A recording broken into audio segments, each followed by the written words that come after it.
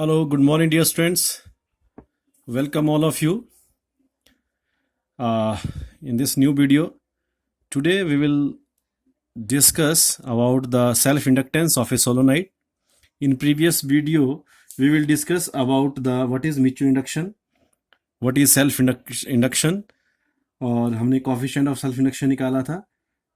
तो आज हम जो करेंगे, हम करेंगे self inductance of a solenoid. ठीक है, सोलोनाइड में किस तरह से उसकी इंडक्टेंस होती है. तो इसके लिए करने के लिए क्या करेंगे, हम स्टार्ट करेंगे. हमने एक लॉन्ग सोलोनाइड लिया जिसकी लेंथ कितनी है, ए एल है, जिसकी लेंथ एल है, और एरिया ऑफ क्रॉस सेक्शन कितना है, ए है, और जो नंबर ऑफ टर्न्स है वो कितना है, नंबर ऑफ टर्न्स पर यूनिट लेंथ, ये कितने हैं, एन. क्लियर. उसके बाद let I with the current flowing through this solenoid. Clear? तो मैग्नेटिक फील्ड जो सोलोनाइड के अंदर होगी, it will be uniform, and that uniform magnetic field it is equal to mu naught n I.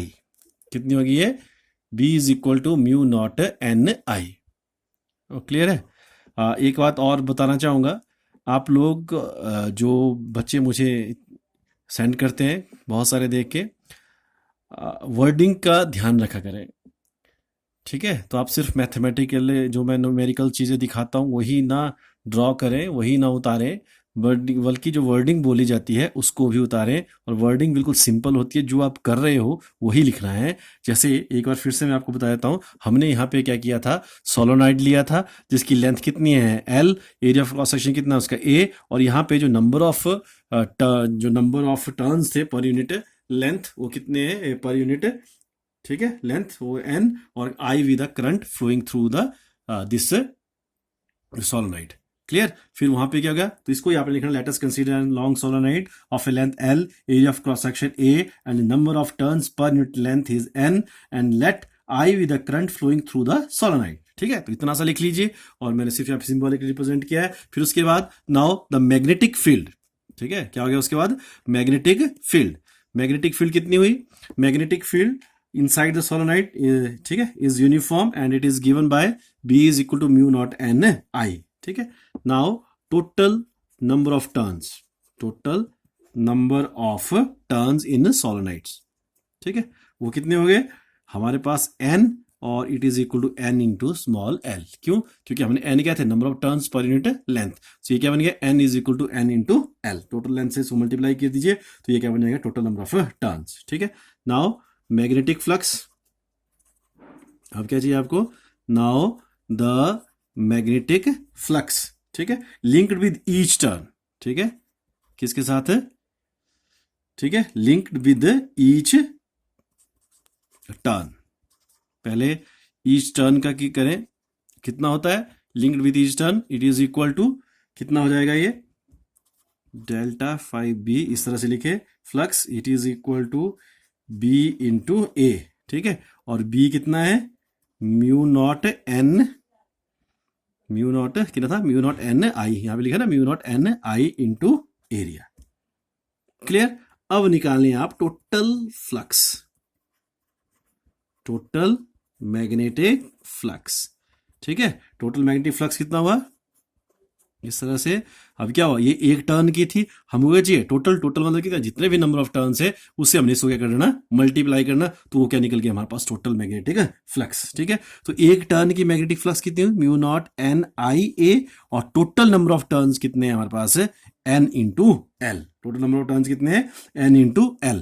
तो ये कितना बन गया फिर, mu naught n square, mu naught n square I a l.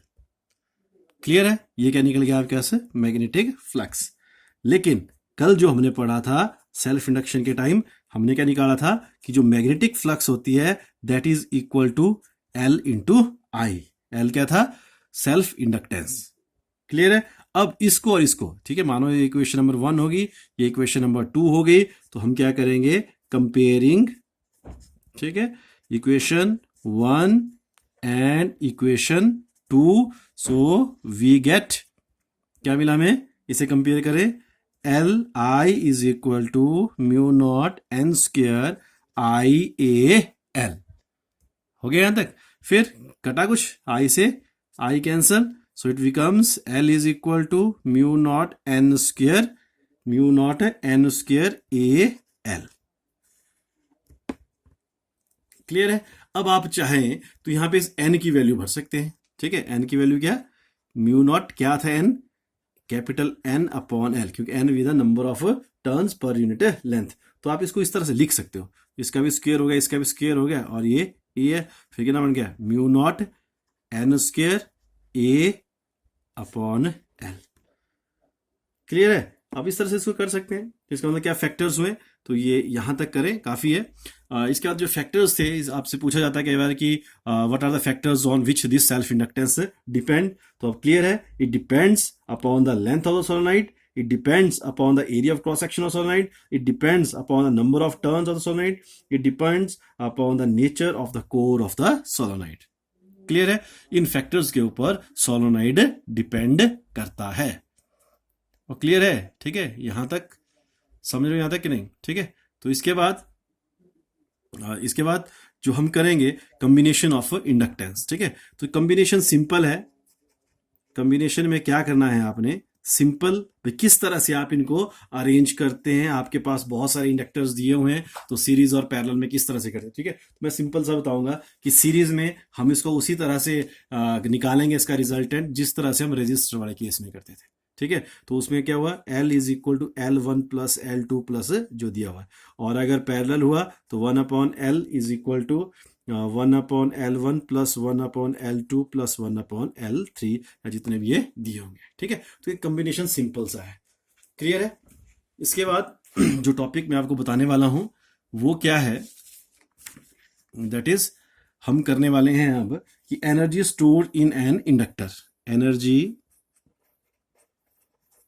Energy stored in inductor. ठीक है, inductor में किस तरह से एनर्जी स्टोर्ड होती है। क्लियर है। ठीक है, क्या करें हम, एनर्जी स्टोर इन इंडक्टर, फिर उसमें वही लेना, आपने क्या किया, कोई इंडक्टर लिया, फिर से वर्डिंग अब आप समझ गए होंगे क्या क्या लिखना है, कैसे लिखते हैं। ठीक है, आपने कोई इंडक्टर लिया, पॉजिटिव नेगेटिव इस तरह से बैटरी के साथ इसे जोड़ दिया। क्लियर। ठीक है, तो यहाँ पे जो उसकी इंड्यूस्ड ईएमएफ होती है, इट इज इक्वल टू कितना हो गया, -L/di/dt। इंडक्टेंस क्या होगी, L। ठीक है, और क्या हो गया, करंट क्या कर रहा है, इसमें से करंट I फ्लो करेगा, और इसके क्रॉस जो इसकी पोटेंशियल है दैट इज VL। ठीक है, फिर से बोल देता हूं, क्या करना आपने, कोई आपने इंडक्टर लिया जिसकी इंडक्टेंस कितनी है, कोई इंडक्टर लिया जिसकी इंडक्टेंस कितनी है आपके पास, L। ठीक है, फिर उसको आपने एक बैटरी के साथ जोड़ दिया, यहाँ पे बैटरी है, इसके साथ आपने इसको जोड़ दिया। अब करंट I फ्लो कर रहा है, करंट I क्या कर रहा है, यहाँ पे फ्लो कर रहा है। ठीक है, करंट I फ्लो कर रहा है इंडक्टर में से, और वहां पे ईएमएफ जो इंड्यूस होती है, ठीक है, ईएमएफ कौन सी, induced EMF, that is epsilon, it is equal to -L/di/dt। ठीक है, नेगेटिव साइन क्या शो कर रहा है, दैट एप्सिलॉन, ठीक है, that EMF will oppose the passage of current I। Clear है, तो नेगेटिव साइन वो शो करता है। फिर हमने क्या करना है कि हमने ड्राइव करना है, जो करंट ड्राइव कर रहा होता है इंडक्टर में अगेंस्ट इंड्यूस्ड ईएमएफ। ठीक है, एक्सटर्नल वोल्टेज जब हमें अप्लाई करते हैं तो उस केस में, ठीक है, जो वो क्या करेगा, उसको अपोज किया उसने, उसको जो एक्सटर्नल आपने किया उसने क्या किया, इसको अपोज किया, तो उस केस पे आप इसको क्या करें, इसका उल्टा हो गया, अपोज किया उसने, तो ये क्या हुआ, L/di/dt। क्लियर। अब मानो हमने इनफाइनाइट जो चार्ज है, स्मॉल चार्ज इंडक्टर से ड्रिवन होता है। ठीक है, इसका मतलब अगर ड्रिवन हुआ तो वहां पे क्या हुआ, वर्क डन हुआ। ठीक है, मैंने आपको पहले ही वर्क के बारे में बताया था कि जब हम कोई एफर्ट्स करते हैं, अगर उसका रिजल्ट आता है तो वर्क हुआ, अदरवाइज नहीं हुआ। तो यहाँ पे क्या हुआ, ईएमएफ किया, अगर वहां पे चार्ज ड्रिवन होता है तो इसका मतलब वर्क हुआ, अगर नहीं होता है तो नहीं हुआ। तो किसकी वजह से हुआ, एप्सिलॉन की वजह से, और रिजल्ट क्या हुआ, चार्ज का। ठीक है, तो इसका मतलब ये क्या हो गया, उसका वर्क डन। ठीक है, तो एप्सिलॉन कितना था, इसकी वैल्यू पुट करो, L/di/dt into dq, that is a small work done to driven a small charge। Clear है। अब हमको पता है क्या होता है, हम यहाँ पे थोड़ा सा रीअरेंज कर सकते हैं इसको, dq/dt इंटू di। क्लियर है? अब तो आप समझ गए होंगे क्या हुआ ये I। ठीक है, dq/dt क्या हुआ? This is a current and it is represented by I। So small work done it is equal to LID into I। ठीक है, अब हमने क्या निकालना? Total work done. बिल्कुल सिंपल है ये। ठीक है, simple math. Total work done, work done क्या हुआ? अब आपको इस इक्वेशन को क्या करना पड़ेगा? Integrate, that is within the limit. So ठीक है, कितना था पहले? करंट 0, फिर क्या हो गया? Maximum LID। ठीक है, जो कांस्टेंट था उसको हमने बाहर रखा, L बाहर आ गया। अंदर क्या किया हमने? I को इंटीग्रेट किया। I को इंटीग्रेट करके क्या आ गया हमारे पास? पता नहीं इंटीग्रेशन में क्या होता है? जो जितनी इसकी पावर है उसमें 1 प्लस, तो यहाँ पे पावर की इसकी 1 का 1 क्या होगा? 2 प्लस हो गया ना इसमें, फिर अपॉन जो पावर बनी उसे 2 और लिमिट 0 से लेके I नॉट तक। क्लियर है? अब क्या करेंगे? Upper limit minus lower limit L/2। ठीक है, अपर लिमिट कितनी होगी? I नॉट का स्क्वायर माइनस लोअर लिमिट क्या हुआ? 0 का square. So it becomes 1/2 L not I का स्क्वायर। क्लियर है? किसके बराबर बन गया? फिर किसके बराबर बन गया? हाफ LI नॉट का स्क्वायर। ठीक है, या फिर से लिख देता हूं मैं यहाँ पे 1/2 LI नॉट स्क्वायर, ये बन गया। क्लियर है? तो हम क्या बोलेंगे भाई? दिस एनर्जी, ठीक है, जो एनर्जी या work done in increasing the current flowing through the inductor is store as a magnetic potential energy in the magnetic field of the inductor. So it is represented as UM and it is equal to 1/2 LI not square. ठीक है, आप इस तरह से लिख सकते हैं इसे। क्लियर है? This is the energy store in an inductor. Clear है? तो ये था एनर्जी स्टोर इन इंडक्टर और self inductance of a solenoid. Clear? आज के लिए इतना ही काफी है। नेक्स्ट टॉपिक में हम म्यूचुअल इंडक्शन के बारे में, इंडक्टर के बारे में पढ़ेंगे। Thank you very much.